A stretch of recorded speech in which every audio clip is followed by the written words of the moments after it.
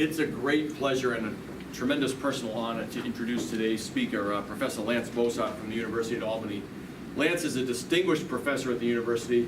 He'd be a distinguished professor anywhere in the world, and he's been at Albany for the last 53 years. I think probably the week after you finished your PhD with Fred Sanders in 1969, he was up at Albany changing the world. While he was a PhD student, he studied, probably among other things, his website's terrible, it doesn't say everything because he's an understated individual despite his giant stature. But he studied upper level fronts. And this was something that Reed and Sanders had discovered just 15 years earlier and were, struggling to get people to pay attention to them. And of course they turn out to be ubiquitous structures, and they're a whole subject of research now that lots of people have spent some time thinking about. It was 50 years ago that Lance published a landmark paper on mid-tropospheric frontogenesis. That, among other things, was published in the Quarterly Journal. Because I didn't have any money, they were free. They're free, they're still close to free. And Reggie Sutcliffe was doing his second term of editorship at the Quarterly Journal, and they were already past the days where people read papers before they were published and had commented on it, had comments and everything else. So Sutcliffe wanted to do as much as he could to reinvigorate this kind of public airing of presentations. And your paper was picked by Reggie Sutcliffe to be one of those that was publicly read by Sutcliffe himself at a meeting, which is really cool. When I discovered that, I never told you until today. It was in the book, if you saw it. Yeah, I saw it, but I didn't know that until I saw your book. I thought that was so awesome. I thought I've got to tell Lance that someday. So anyway, that's really neat. But the thing about Lance is he refused to be pigeonholed. When you start working into atmospheric dynamics, in this case maybe mid-tropospheric and tropopause level dynamics, maybe you start to think about nothing else. Not true for Lance Bosart. He is a rare bird in our field. He is a true world expert in both extratropical weather systems and dynamics and tropical weather systems and dynamics. Observations, dynamics, and theory in both of them. There's not many people like that. I don't think there's another one like that. He's an incredibly dedicated instructor. He's in fact the inaugural recipient of the AMS's Teaching Award. At the time it was called just Teaching Excellence Award. Now it's the Edwin N. Lorenz Teaching Excellence Award. Lance was the first one to get it. The National Weather Association said for educating a generation of researchers, professors, forecasters, and NOAA employees. It's actually 2 generations. Sorry, Lance. It's actually 2. He's the recipient of the NWA's Lifetime Achievement Award and the Jewel Charney Award, one of the AMS's highest research prizes. Lance has served the research and operational communities in absolutely countless ways. The International Cyclone Workshop, which a whole bunch of us have benefited from over the years, and some of whom in my group are licking their chops for the first opportunity to go, was organized pretty much by Lance in the early 80s with John Jackman and a couple of others. It's grown significantly, has a huge influence on our field, and again, at relatively low cost, because we stay out of the AMS. And Lance has also been instrumental in organizing international symposia in summer schools, like the ones that go on at NCAR. In fact, one of the first times I ever met, I'll tell you exactly the chronology. I first met Lance at the Genesis of Atlantic Lows experiment in an Army barracks in Raleigh, North Carolina. And I heard about him from Jim Moore, who was one of my professors at SLU as an undergrad. He said, watch out when you meet Lance Bosart. There's a lot of energy there, a lot of enthusiasm. And Jim was no slouch himself. So he was right. I met Lance in that context during that field program, and it was inspirational. And then the next summer, he came to University of Washington and argued all summer with Dick Reed, which was not something anyone except Lance would look forward to. And then in 1988, I was invited to the summer colloquium on synoptic meteorology. Another aspect of our talk in Denver in January should be, why has it been 34 years since we had one in our field? But in every one of these instances, early in my career, Lance was an inspirational, personal, and enlightened mentor. And that condition exists as robustly today as it did on the days in which it was minted in the late 80s. So I and many others in my generation owe an enormous debt of gratitude to Lance for his exceptional mentorship of our careers, not just early in our careers, all the way through. So I can't thank you enough, Lance. It's great to have you here finally after a 2-year COVID disaster, which we're slowly emerging from. And Lance is going to tell us this afternoon about the North Pacific Ocean as an incubator for extreme weather events that can impact North America and Europe on seasonal to sub-seasonal timescales. Take it away, Lance. Thank you, John. I'm trying to decide if I recognize this person we're talking about. But when I first met John, when he was the graduate student, my wife and the kids, we all schlepped off in the summer to Seattle. And those arguments with Dick Reed are daily. In there, but with John, we bonded over the Red Sox and New England sports, and he talks funny. But I'm totally used to used to that from having spent a long time in the Boston area. And John has been a great friend and a great colleague for many, many years. And it's always great to watch people you first meet as graduates when they're graduate students, and then you see you live long enough to see them go on and become productive scientists or educators in the field. So that's very, very inspiring to see the multiple generations of scientists. So what I want to talk to you about, the first thing I want to do, have to acknowledge, Tanner Light and Alex Mitchell are my last two PhD students, and Minghao Zhao just was very interested in this from a little, from Friday map discussions that we had that led to this, discussing this. And so it's very easy to bait students. You say, I wonder what would happen if, or have you ever considered this? And and then it's very easy. The students like to take the bait. Then they do all the work in there. So I'm forever dangling bait. That's a good way to various ideas about what's going on. And so this originated in just learning about the North Pacific over the years. And the superstorm, so I was telling earlier, when I was talking to a couple of the students here, the superstorm of March 1993 changed the business model of how you do synoptic dynamic meteorology. And that was with 27, 28 inches of snow in Albany in March in there. And it was the deepest cyclone ever in the Gulf of Mexico, and still to this day in there. And so I organized the advanced graduate level class. There were 6 students in it in the fall, that following fall, and we just analyzed that storm, and we published several papers out of that. But that just basically was I had been thinking about the need to think more globally about synoptic systems. And when the superstorm event occurred of March 1993, it's like, okay, put up or shut up kind of thing. And it's like pulling string. The more you pull, the more you fall. There were other threads that, oops, you need to think about this or you need to think about that. So it just changed the way we just do everything irrevocably in there. And so S2S, subseasonal to seasonal timescales. There's a lot of interest in research, and there was just a colloquium. Was anybody here from the colloquium? I was one of the organizers of the colloquium this past year at NCAR on these speakers in the colloquium on the S2S timescales. These advanced study program colloquia, you should really try and think about going when the NCAR has these kinds of things. They used to be much longer. Now they're about 2 weeks. But spending time in NCAR is well worth it for all the other students. There were 28 students, international and national students in the colloquium we just had this past summer. Okay, so what is so interesting about this particular event? All right, well, Western North America late season heat wave and early season cold wave of August, September 2020.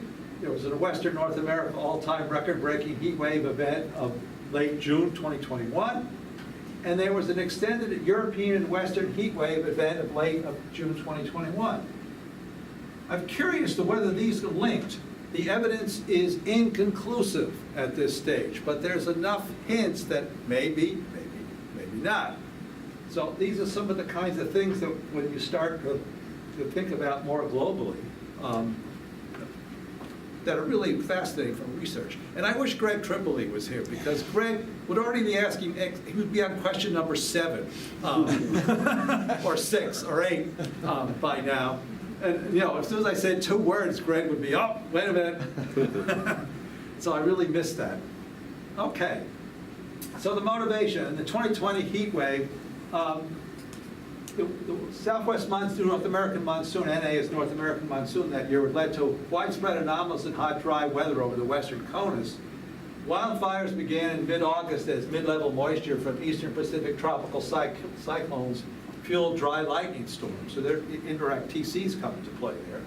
Westpac TCs that underwent extratropical transition reconfigured the downstream North Pacific upper level flow. So TCs, it's like animal farm meteorology. All TCs are equal, but some TCs are more equal than others. And the Eastpac TCs, as it turns out, are more equal than others because of the mid-level moisture they can bring from the tropical Eastern Pacific into California, for example. Whereas the Western Pacific tropical cyclones, they're strong beasts. They can perturb the whole flow across the North Pacific and then influence what happens downstream. And in this case, the reconfigured North Pacific flow favored multiple linked extreme weather events over the western CONUS. And I have no idea how far I'll get with this, and eventually at some point, John will tell me to shut up. All right, mid-August, California wildfires. Vapor pressure deficits near or at the 10th percentile. This trough off the coast pattern, to be defined in a minute, enabled TC-related mid-level moisture to reach the west coast. And the mid-level moisture and the steep lapse rates favor dry thunderstorms.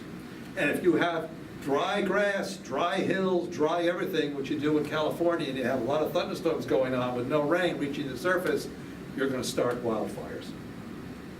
So, California, 30th driest August in 126 years in there. All right, so recurving decaying Eastern Pacific TCs fuel the wildfires. So here are 3 tropical cyclones, Elida, Genevieve, and Fausto. And here's a problem already.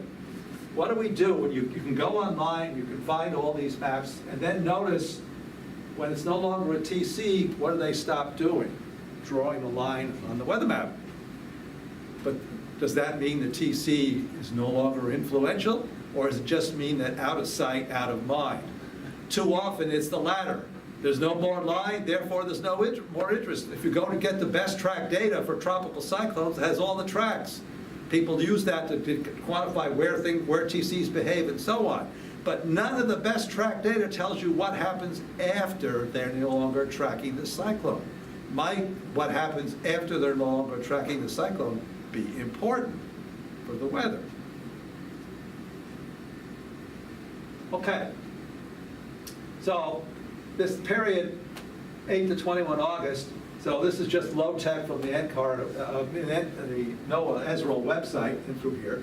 So no surprise, look at the 500 millibar map in there, big trough, big ridge in the west, the anomaly, quite large in through here. Anomalous offshore flow, that's the key thing with the high up in through here. That means dry, dry, dry in there. The precipitable water, the values, the reds are 15 millimeters. Here's the coastline, so typical dry in there, but note that very dry in through here, then the blues are the negative values and the positive values. So note that offshore, there's some moisture, and if you think about it structurally in through here with that kind of flow pattern at 500 millibars, you can get moisture sneaking up the backside of the anticyclone into California.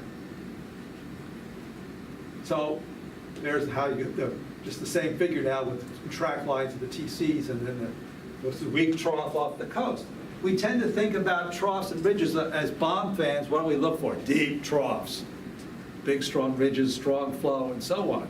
But in the western part of the US and the Eastern Pacific, very weak troughs can play a big role. And then you have to think about the difference between streamlines and trajectories. If these troughs, weak as they are persistent for day after day, then it's possible on the eastern side of the troughs for moisture to be advected from the tropical regions well poleward. And so it's important to remember the distinction between trajectories and streamlines when you do that. All right, so some large-scale snapshots for selected times in through here. So these are some maps that are going to look like this.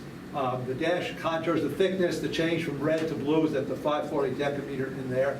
Sea level pressure is contoured. The 250 millibar winds are in the shading, starting in there. Okay, precipitable water is the grayscale, first showing up at about 30 millimeters. Okay, so you have, this is down back there on the 12th of August, the 12Z in through here. So there's a ridge offshore, there's a weak trough on the west coast in through here. There's a TC down in through here, first one. And then you can see there's an inverted trough in this particular region.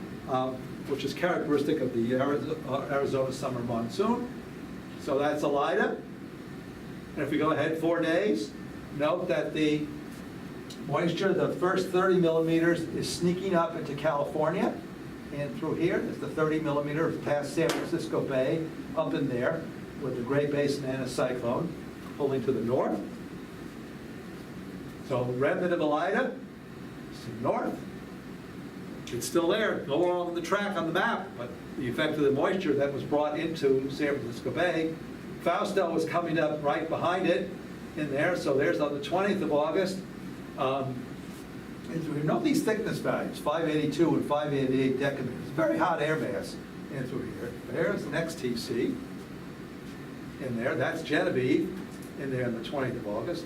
And then 24th of August, which happens to be my birthday,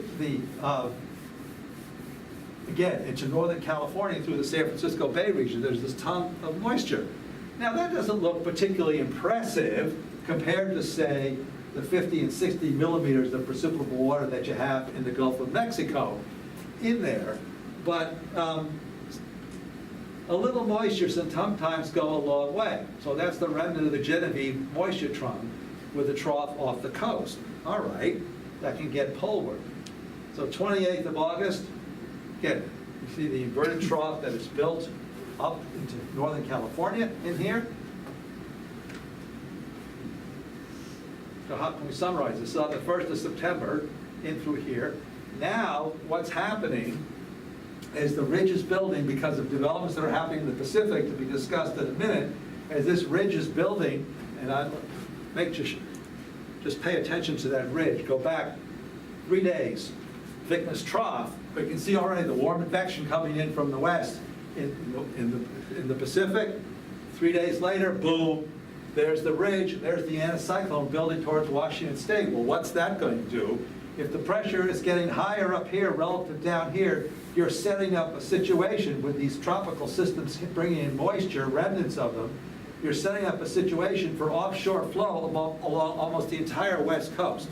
Offshore flow in August is bad news in California if there's dry lightning or people playing with matches, or both.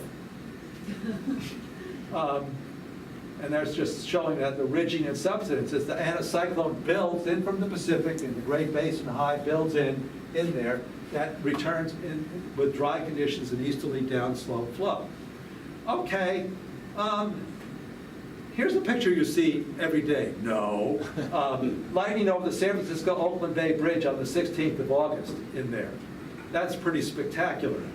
Now, what happens here? So this is Fausto falling apart down and through here, no longer being tracked after that. But note the plume of moisture coming from Fausto, coming right into central and northern California. Now, if this works and I hit that red button, and can find it there, where'd the cursor go? There, it's moving. See the moisture advecting poleward in there? Okay, what did that moisture do? Well, that's what it did. Radar lightning loop of the San Francisco Bay Area. Remember, everything is dry as a bone in pretty much all of California. So here are the lightning and wildfires getting started in through here. So the fire complexes are in the orange in there. So you have fire complexes burning everywhere, north and south, in through here. The lightning effect in through here, all the lightning strikes are in the blue. The continued current lightning strikes at that time are in the yellow in through here. And the red is the fires detected by the satellite in there. So, and then the end result was 3 days later, absolutely hazardous weather conditions along the entire west coast. Very, very bad for air quality. Anybody with asthma is going to have a problem in this. And I don't know, we're probably going to see 5 or 10 years from after this particular time that people who are like firefighters and people who are outside a lot, there are probably health issues that will show up, 5, 10, 20 years after the fact from the exposure to I mean, these are remarkably high levels of air. So, I say this half facetiously, but with what's going on in California, forget all the politics, what's going on in California with wildfires and all the other kinds of things, at what point will there be an out-migration from California just because living there is not only, forget how expensive it is to buy a house, but living there is becoming just like so, challenging in many different ways. As the climate warms. I just moved out of California, so I lived through that. You lived through that. All right, so how do we get there? Okay, now we have to think about what the Eastern Pacific typhoons, they're weakened. Forget about it, they're like undersized lobsters. What do you do with undersized lobster if you're a Maine fisherman? You gotta throw it back, right? So throw back the undersized TCs, and that's what the Eastern Pacific ones are. But they have a very important role of allowing moisture to get poleward. Now, what about the Western Pacific TCs? In through here, deep dateline trough formation, upper level ridging in eastern Alaska, western Canada, surface anticyclogenesis over southwest Canada, strong sea level pressure rises across the Great Basin, strong west coast easterly offshore flow, record west coast heat wave and wildfire ignition, and record Great Basin snow and record heat. Fort Collins, I think, the heat wave ended with a cold surge. And it was either Denver, I'm not sure I have my facts just right. It was either Denver or Fort Collins set the high temperature record one day, and then the next of 100, and then the next day a record cold temperature, record low.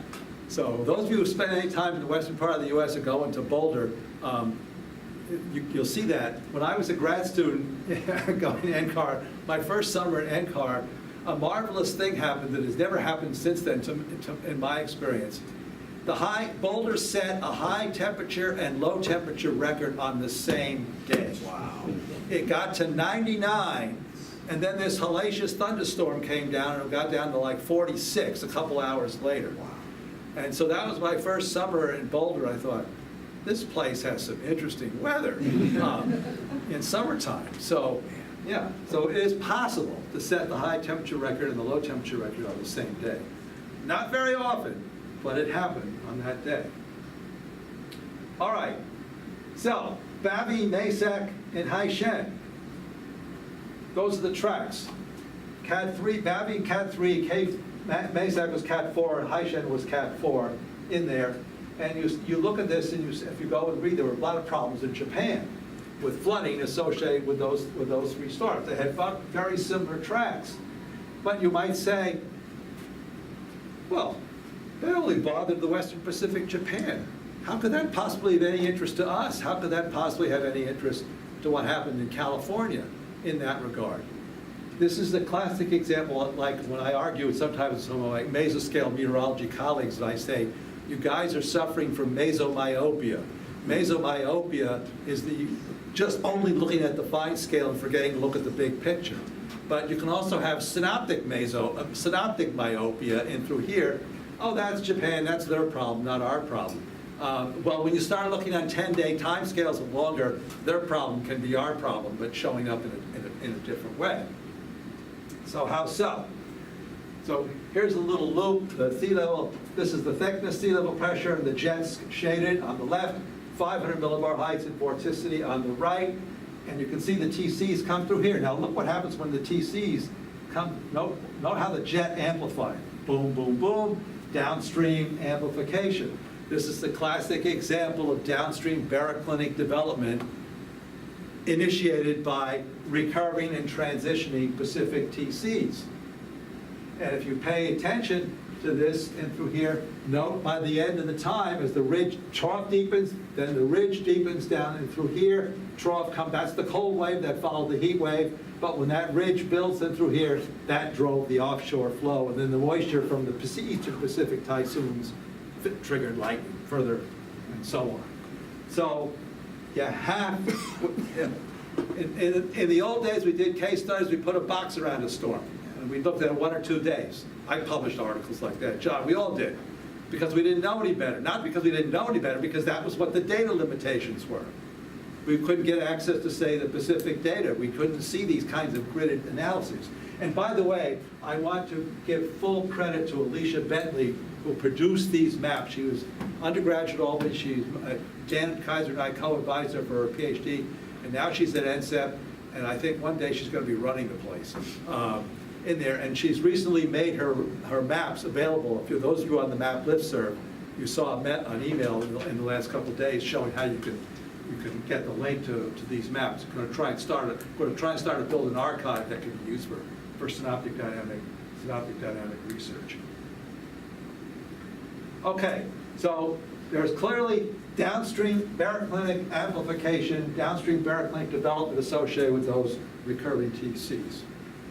And this is the closer look in over North America. If we look at the left side, see the jet comes down, you can see the strong offshore flow.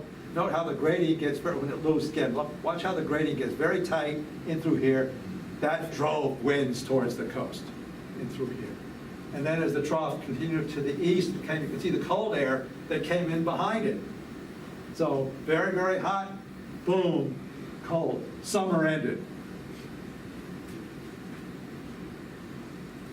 So now the way to look at this is look at dynamic tropopause maps over 24 August to 10 September. Potential temperature will be in colors and winds in barbs. 925 to 850 layer mean relative vorticity being contours. We're going to look at certain selected time periods in the West Pac, North Pac, and North America, in through here.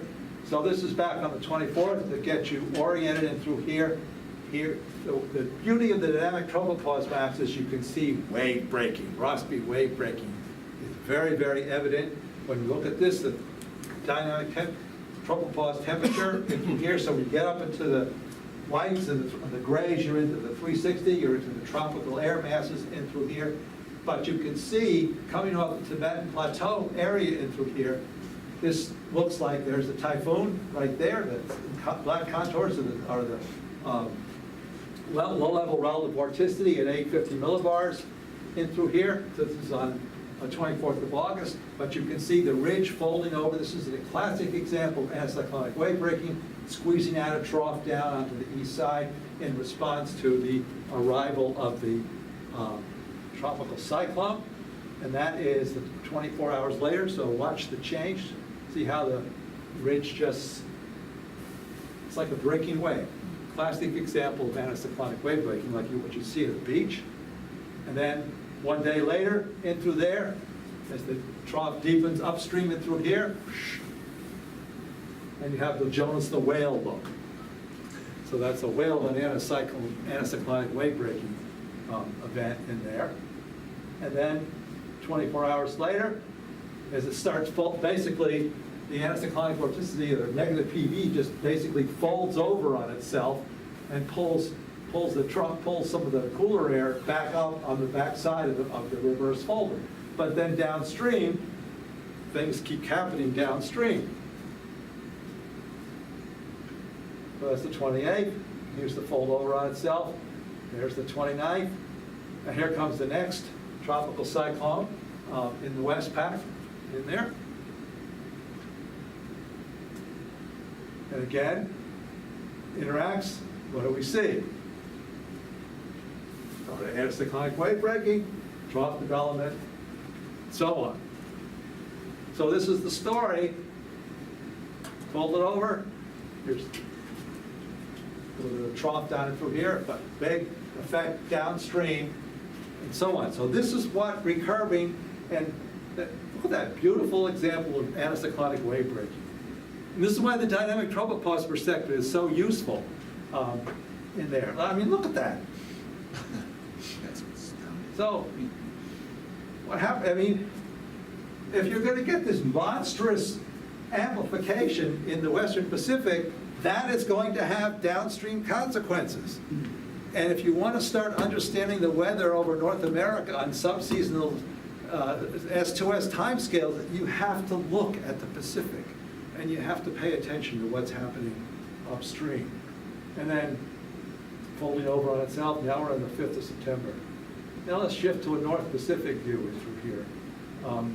It's the same time, but now you can see the fold over through here, so we're on the west coast. So, here's Washington State, Oregon, so the west coast is right in there. Now there's, as the trough, note that's 60, this is 0Z to 6. So this trough, this ridge, as this fold over and through here, starts to weaken. But look what happens downstream towards the west coast of North America.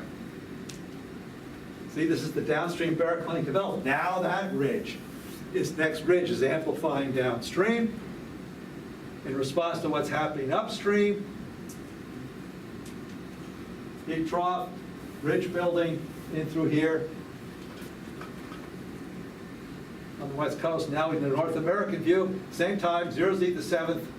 Look how it just folds over, and that brings winter. As it folds over, fires over here, but that trough came down the east side of that amplifying ridge, and that's what produced winter. So go back one. So you look 48 hours earlier, look at this. It's heat, hot everywhere and through here, but as this ridge amplifies, this trough's going to deepen downstream. Cuts back in there, and where it cuts back is very critical, because where the high pressure goes, whether it goes on the west side of the mountains, this is sufficiently far west, it's going to go through the Great Basin. It cuts back, and it cuts off in there. And you have that dying cape, that's how the cold pools die.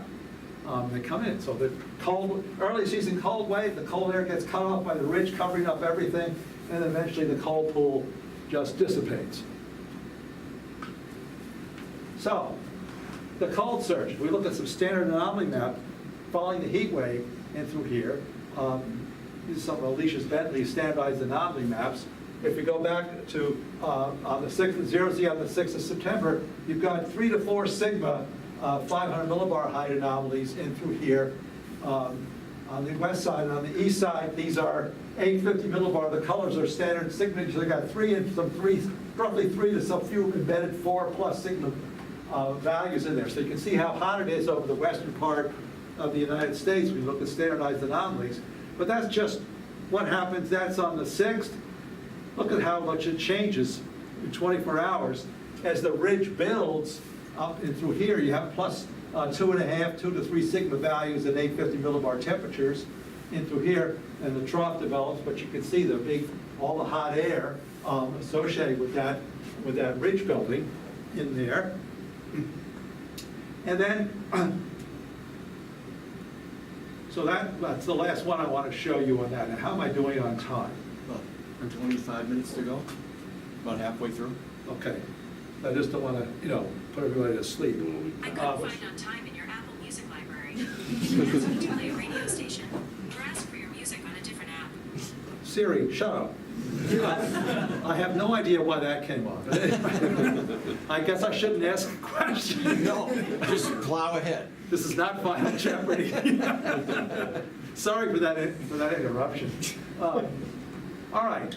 Now, a year later, well, I mean, it's like this is starting to happen on a regular basis. The heat wave of late June, this was in June. So I want to find out what the heck happened in this particular case. How upstream large-scale flow evolution governed, again, the aforementioned heat wave.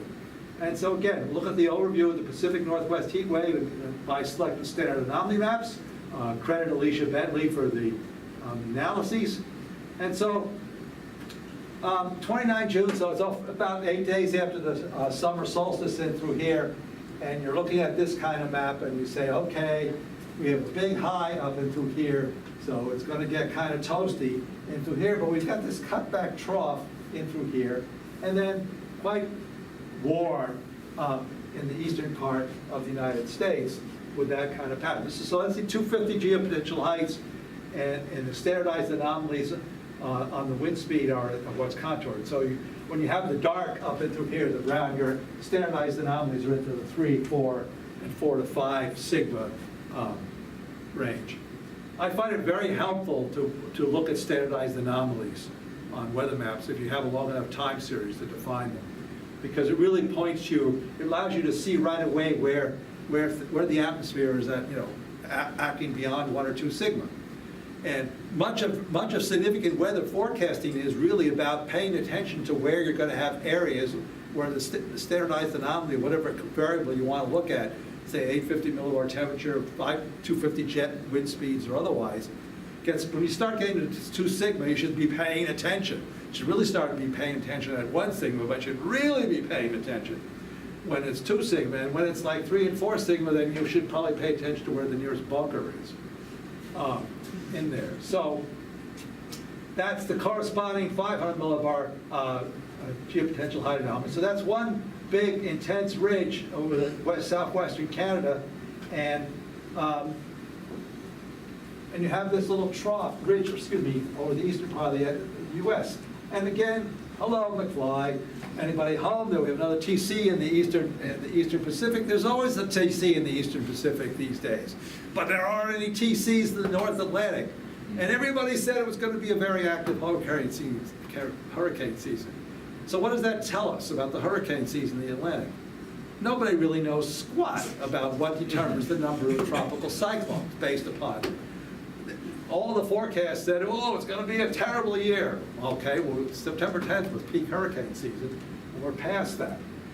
Then you've got, all right, this little thing off there. Why should you pay attention to a little bit of a trough sitting offshore? Anybody think about that? Big high up here, a little bit of a trough over here. So which way is the pressure gradient going to be at the surface, the sea level isobars? It's going to be offshore. You always need to look for situations that lead to offshore geostrophic easterly flow, because when it does, it's going to get very hot on the coast because of all the downslope, as well as hot air mass, as well as downslope off the higher terrain to the east. And so that's at 850 in there. So this was 500 millibar height, so there's the 850 millibar temperature anomalies in there. You're in the gray in through here.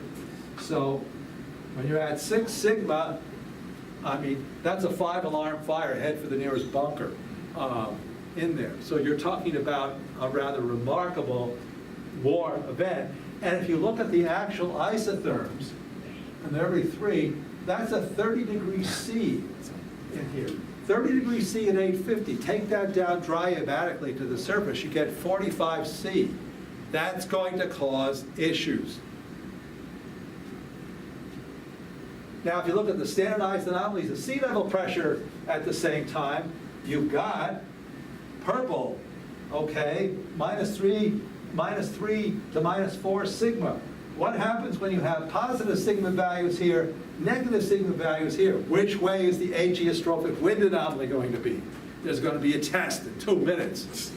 Offshore. So that's the recipe for extended hot weather on the West Coast. And I don't know why we don't look at, why part of the regular operational database should be sigma anomalies of various quantities. Alicia, when she was a grad student, we said, Alicia, I've always been very lucky to say, wouldn't it be nice if we had, and then they take the bait and then the students figure it out. That's very, very good to make these suggestions and then the kids to take over, because they have the technical skills that I don't. I can suggest, I know what needs to be done, but if I tried to do it, it would be the 28th century before it was done. But I think operationally, we ought to have maps that, because it's like clarion calls for where you should be paying attention in there on the evolution of standardized anomalies.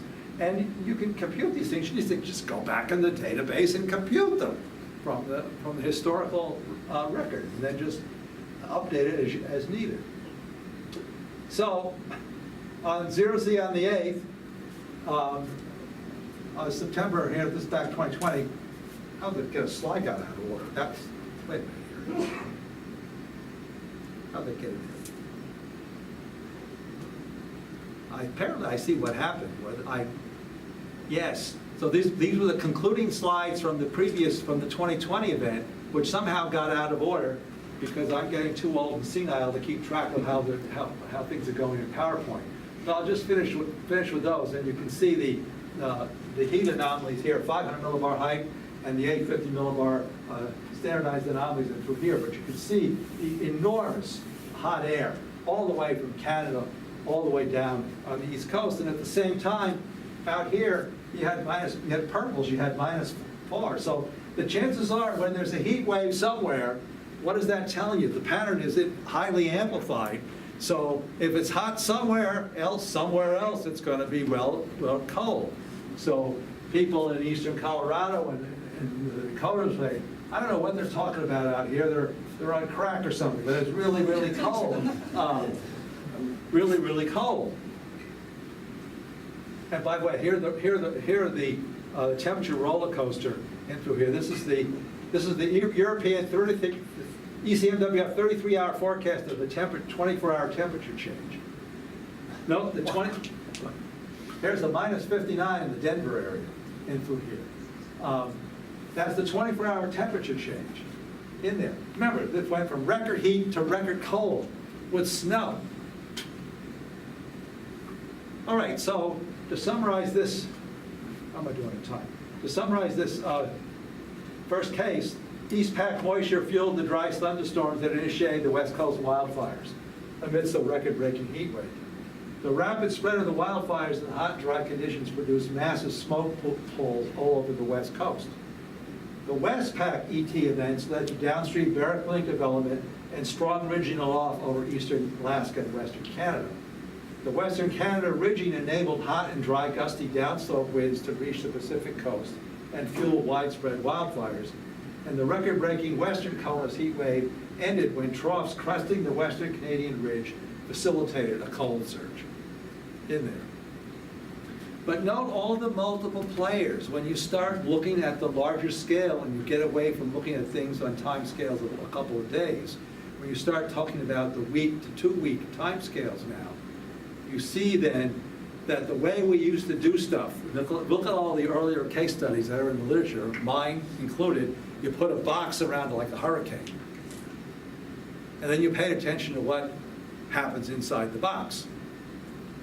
Or you do a predictability study, even today, change initial conditions for a hurricane and then see how it affects the track inside the box. But what's required is outside the box thinking, because literally and figuratively, because weather comes from sideways, not just what's inside the box. And when you look on these longer timescales, you have to think about how all the multiple players are occurring inside, and outside the box. So gone are the days when you could do a predictability study of a tropical cyclone, you put a box around the storm, and you ignore the boundary conditions. When you look on longer timescales, the boundary conditions matter greatly. So what happens in the Western Pacific matters greatly for what's going on. All right. Then there was, how am I doing time? Okay. I want to save about 10 minutes for questions. All right, so I have about 5 more minutes. Yeah. All right. Won't have too much time to talk about the 2021 heat wave and through here, but those of you know your synoptic climatology.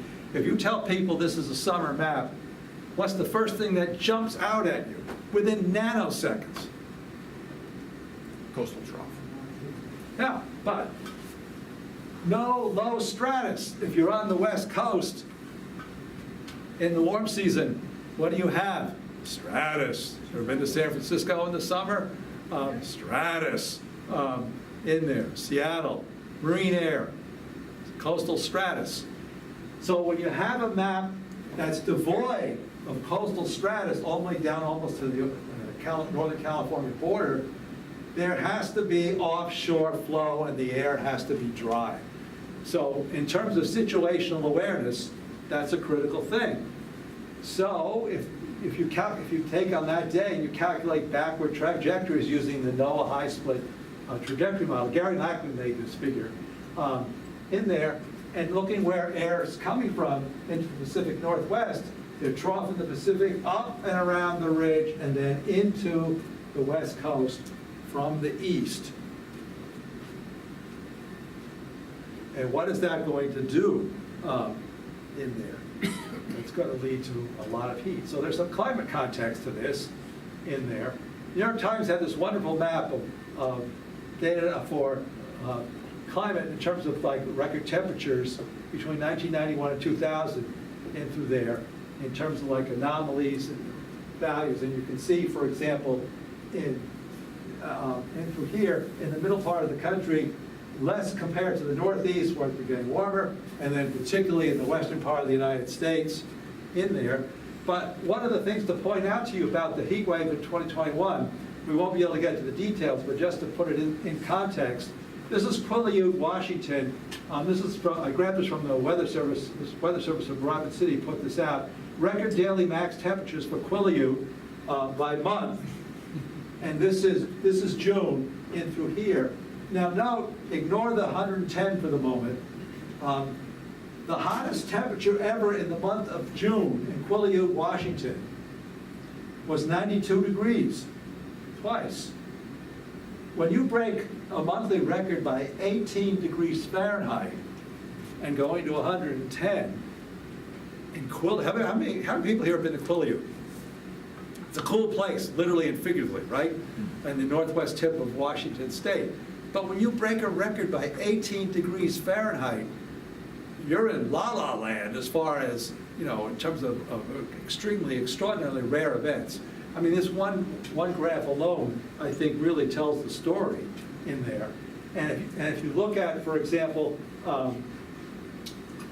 heat records, in other words, how many places, Portland reached 116 degrees Fahrenheit, 116. The previous record, all-time record, was 107. So they busted their all-time record by 9 degrees Fahrenheit. That's rather significant. So who has been hotter than 116 degrees elsewhere in the country? You can see a lot of the interior valley of California, down in Southern California, Southern Arizona, the deserts and through here. A good part of the Midwest, all the way up into the Dakotas. No examples of that in the eastern part of the United States. So you can see when Portland did this is not something that happens very often in there. So that was kind of a remarkable event. And we just have to face the fact that on a future, these kinds of diagrams are used to, this came from Joe at the University of Washington. They show in future climate, the shift and the increase in the average temperature. And yeah, more hot weather and less cold weather. But the problem with diagrams like this, I mean, they're very useful, but I think you can see that they just assume the PDF is going to shift unchanged. So what we don't know is if the future PDF in the warmer climate, will it just be a simple shift, or will it broaden and flatten, or will it narrow and amplify? That's very important when thinking about the context of climate change to how the PDF is going to look like. But if you look at the standard literature in the textbooks, everyone's always portrayed as a right shift of an existing PDF that doesn't change its shape. I would argue that's a bit dangerous to do in the context that we don't know if the shape of the distribution will change going into the future. So this is the last slide I'll show. The Seattle, Washington daily high temperature source from 1945 to 2000 versus 21. Again, Joe Zagrandic did this and from here. And so you can see the shift. You can see that in the data is also the change in the character shape of the PDF in there. So the data now is long enough. When you start looking at these things, the evidence is just overwhelming for ongoing climate change. All right, I will stop there. Great.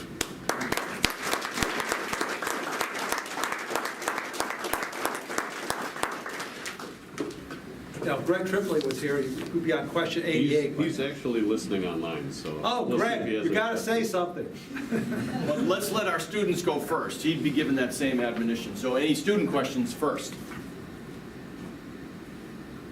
Go right ahead. Yeah, so you mentioned a couple times the benefits of using standardized anomalies to look at like pressure or different systems.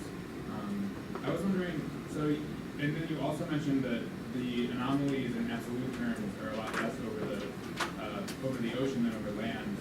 Do you generally see, like in a standardized sense, if there is an anomaly, will it be the same like sigma value as it moves onto land, or like is it keeping that absolute value and then becoming less extreme as you move into the higher The thing is, variability areas. the way to think about that is 1 + 1 sigma temperature anomaly, say at 850 millibars, maybe X degrees C over the land, but only X over 2 degrees C over the water.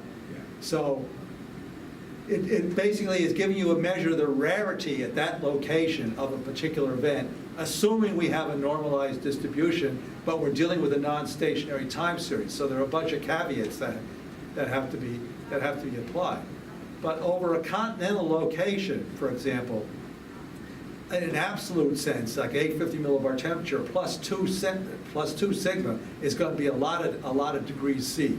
Yeah, so I guess my question is, like, as the system evolves, will you see that sigma value staying the same, like as it moves from? No, it should change with the synoptic situation. Okay. But at the moment, we don't have forecast maps, at least that I know of, that are readily available, that you can look at a 10-day time series from the GFS or the ECMWF of 850 millibar temperatures, for example. But what would be nice is to have the same loop showing the standardized anomaly evolution. But that doesn't exist yet. A clever student needs to figure that out and do it. Then send a memo to NCEP to here's how you implement it. Wouldn't it be nice if such a thing? Right. Any other questions from anybody? I just wanted to make a comment on the mesomyopia, because that's so true. I've actually been looking at this case, the California fire case, because I'm using radio occultation basically to look at the thermodynamics and the smoke, because I do air quality for some of the things I do. And I've been working with radio occultation over some of the storms that you just mentioned, but it never occurred to me before that there was that connection in there. So thank you for reminding us, because it's not just the meso people. Sometimes they are quality people and remote sensing people who tend to forget these things. Yeah. Well, S2S, I think the real importance of S2S, especially for young people, is one of the big problems right now I see is that too few weather scientists and climate scientists are actually either paying attention to one another or talking to one another, because we have different languages. Yep. A dynamicist, the first language of a dynamicist is dynamics. The first language of a climate scientist is statistics. So how do we speak to each other instead of speaking by one another? And I think that's a critical thing to make progress with the science, to get more interactions between weather scientists and climate scientists. I don't know how you do that, because most weather scientists think, well, I'm not interested in the climate science scale. And a lot of the climate scientists say, we can just figure it out through statistical anomalies. We don't need to know the dynamics. I think both sides on those arguments are wrong. I think both groups need each other in order to advance the science. The question is how to do it. Yeah, I very much agree, and I didn't mention in my intro, I will on Thursday night, the idea that, and Lance said it right at the beginning of his talk, so maybe it's good I didn't, but I think Lance is one of those people who's revolutionized the way we look at the development of weather systems.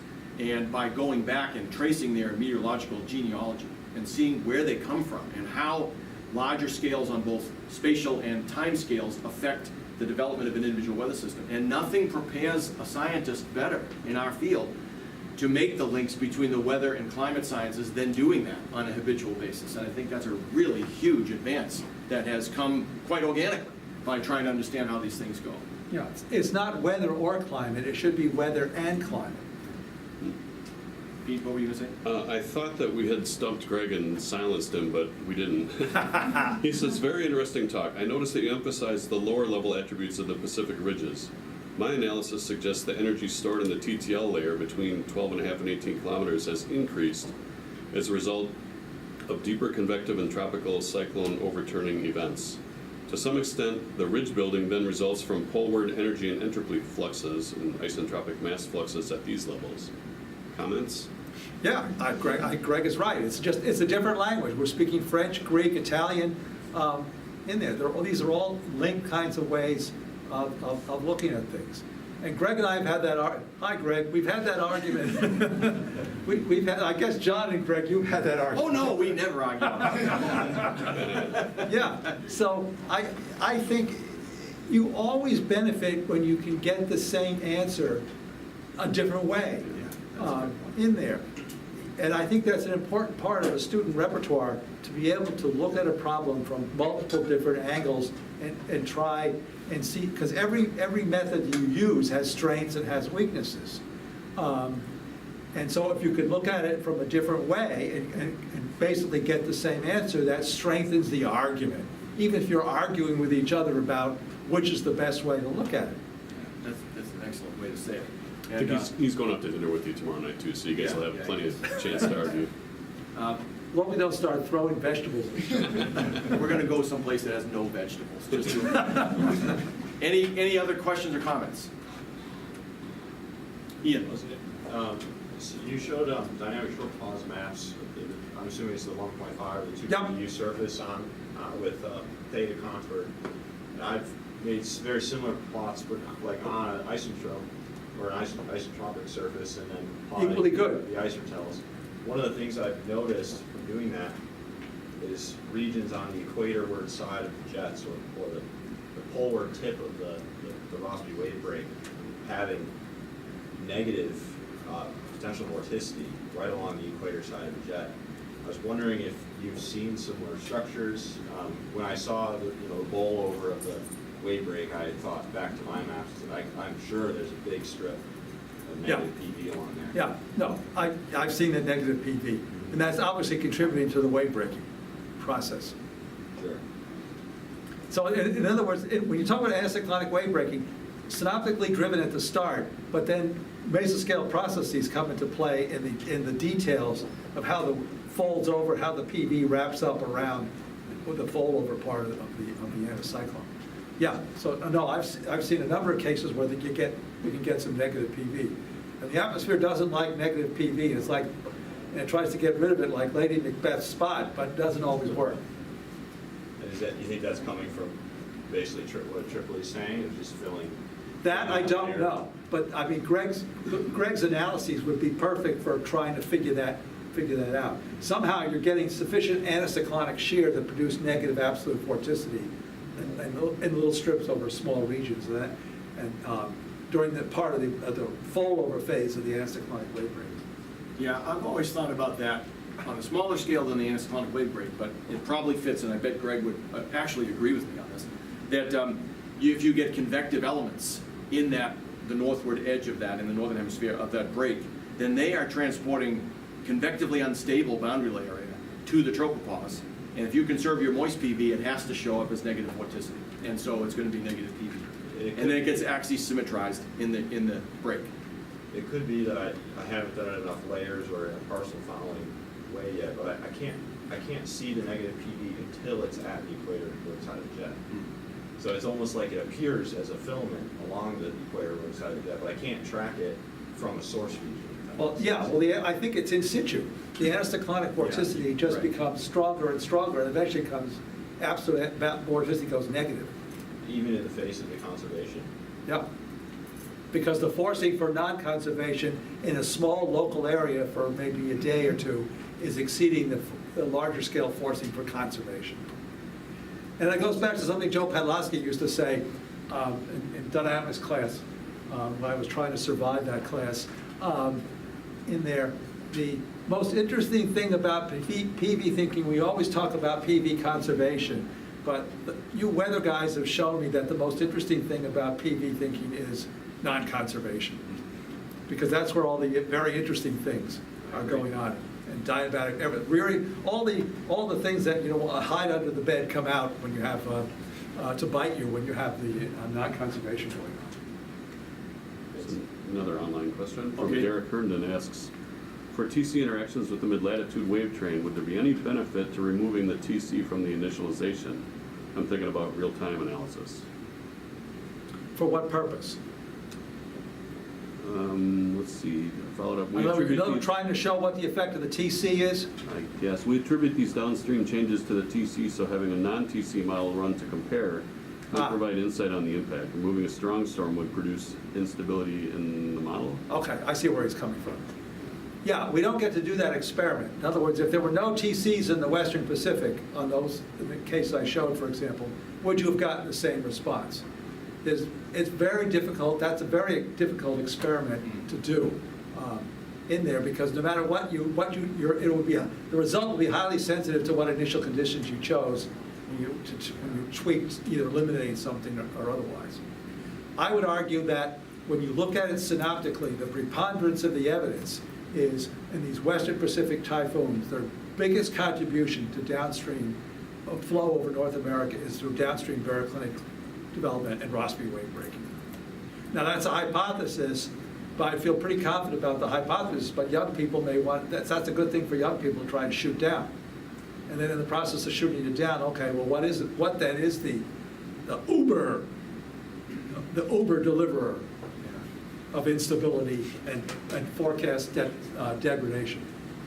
Yeah, I would add this element to it, that at some point in those evolutions, the structure of the polar jet and polar features comes into play. Right. And then there's an internal variability along the strong Yeah. PV gradient. So maybe that's like there's a handoff at some point dynamically. But it probably doesn't bring it across the finish line. That's my guess on that. I think another interesting thing on the weather-climate interface kind of problem, these things happen in autumn, late summer and autumn. It's starting to get colder at the higher latitude. So I think there's something about these events when they happen in September at this time of the year that's particularly important in understanding why they occur preferentially in that. There's still lots of tropical moisture around, and you're getting more baroclinic in the Western Pacific, the continent of Asia. Remember, the northern part of the continent of Asia sticks out further east in eastern Russia than it does further to the south. It's cooling rapidly, so you're starting to build up some snow cover in parts of northeastern Russia in there. So yeah, all these things matter, which is why the climate has to be part of the discussion of figuring out what's going on. In fact, if I could just ask one quick question, I hope it's a quick question. It seems like the Santa Ana wind season is moving up in the calendar. And your case is an example of that, the September case. Late August, in fact. I mean, it's like 6 or 8 weeks early. Tropical cyclone season in the West Pacific goes through August, September, and October, early October. Yeah. What is the factor, do you think? Because if it's the upstream T-minus 10-day Westpac conditions that would be moving up the Santa Ana wind, that might be explainable, but it doesn't seem like that's it. So what do you think it might be? Well, I think you've got several things in play. I think you're getting more Great Basin anticyclones ridging because of the warming climate over the Intermountain West and the background state, which is favoring more offshore flow. And then when it can interact with something, this is a hypothesis that may be completely wrong, but it's testable. And then you have the Pacific tropical cyclones in there producing anticyclonic wave breaking. You're already starting from a high base anticyclone. Yeah, okay. All right, that's reasonable. That's reasonable. It may be reasonable, but wrong. Oh, we have a class next, so we have to quickly get out of here. Thank you again, Lance, for an excellent talk and great questions.